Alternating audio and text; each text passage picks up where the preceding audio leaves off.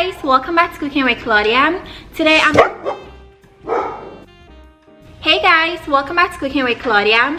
Today I'm going to show you my favorite way of making pork ribs. We're making honey glazed pork ribs. I found the recipe on Gordon Ramsay's channel and it's been my favorite for the longest time. You guys are going to love it. So let's get started.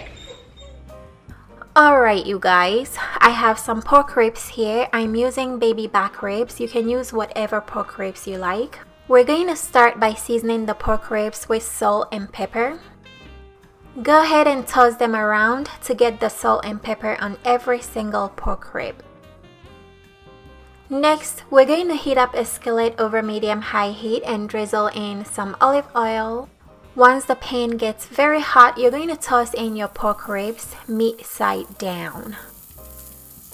We're going to sear the pork ribs 3 minutes on each side or until they develop a nice golden brown color. Searing the pork ribs is going to give them such an amazing flavor.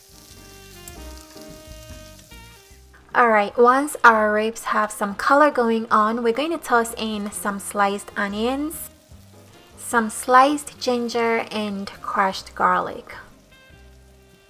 We're going to saute these with the pork ribs until they begin to get fragrant and the onions turn translucent. Be careful not to burn your garlic because garlic tends to burn very easily, okay guys? Once those have cooked, we're going to add some honey and soy sauce.